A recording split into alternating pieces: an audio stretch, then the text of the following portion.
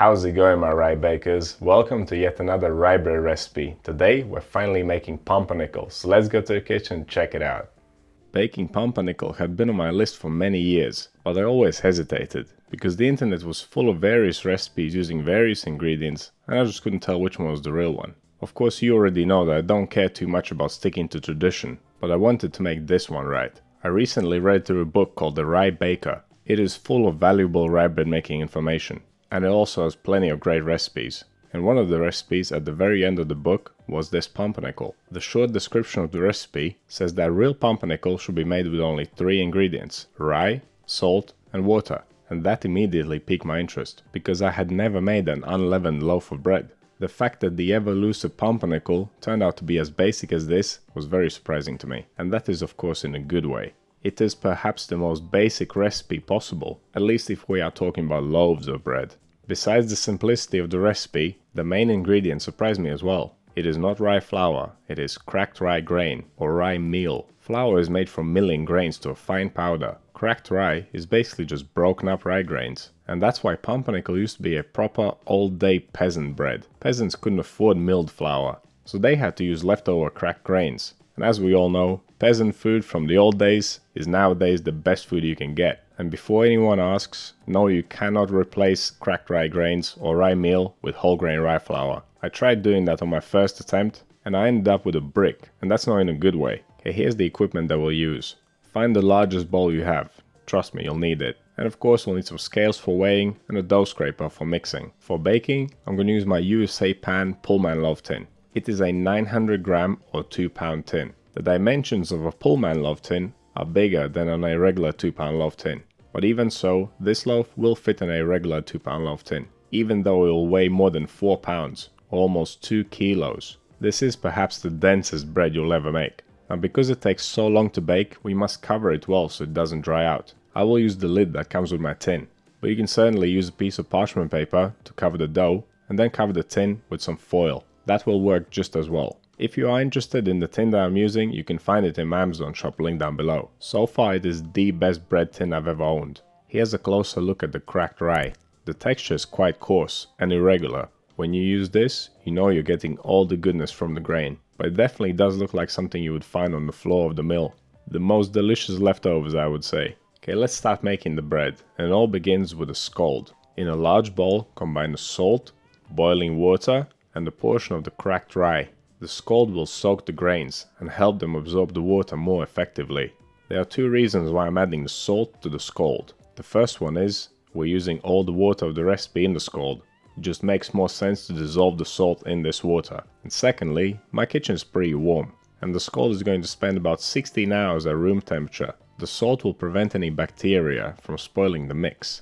So combine all the ingredients, grab your dough scraper, mix until the cracked rye is well hydrated, then cover it up and leave it to set at room temperature for around 16 hours. Once the time is up, we can mix the final dough. Use your dough scraper to break up the scald, fluff it up a bit, and then add the remaining cracked rye.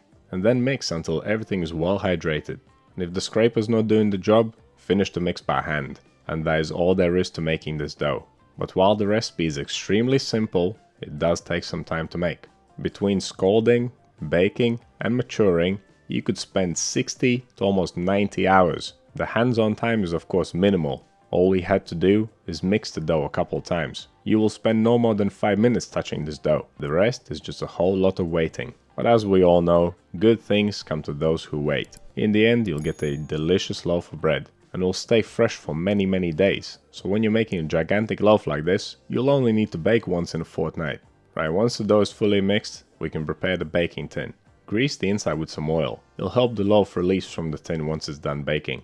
I'm not using butter this time. Between the long baking time and the expected shelf life, it could go rancid. So use some kind of vegetable oil, like olive, avocado, sunflower, whatever. Just no animal products. You want to place the dough in the tin in chunks. And every time you put a piece of dough in the tin, press it down. Really make it fit into all the corners. Squeeze it, smush it, make sure you don't leave any gaps. Once it's all packed in, smooth out the surface, and then finally you can grab your dough scraper and tidy up the edges.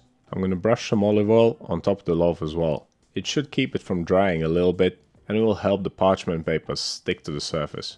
As I mentioned earlier, I will use the lid that came with my tin to cover this loaf, but I actually think that wrapping the tin in foil tightly would be better in this case. The lid leaves small open gaps. Foil could create a better seal and prevent steam from escaping. This is after all more of a steamed pudding than a bread. 100 degrees Celsius, I wouldn't call it baking.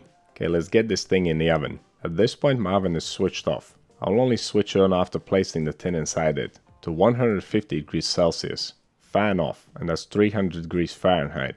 We're going to leave the dough and the oven to warm up for 1 hour at this temperature. After the first hour, turn the temperature down to 105 degrees Celsius or 220 degrees Fahrenheit and bake the loaf for 23 more hours. I was curious, so I pulled it out 12 hours later just to see what it looks like. My kitchen was already smelling amazing at this point, but when I opened up the tin, an awesome aroma hit my nose. And as we can see, the loaf is already getting pretty dark, but it's not quite done yet. So we're going to cover it up and leave it to bake for another 12 hours for a total of 24 hours of baking. I wonder what the electric bill for this bake will be. Traditionally, breads like this are baked in a cooling oven. The loaves are only placed in the oven only when the baker has finished baking all the other breads, which require higher temperature. In a bakery, making bread like this is a means of saving energy, or at least using it wisely. That is funny because when we make this type of bread at home, we are literally wasting energy. But to me, it's not really wasted. This bread is worth it. Just look at this beauty. A perfectly square loaf of super dense rye bread with a beautiful dark color and an extremely rich aroma.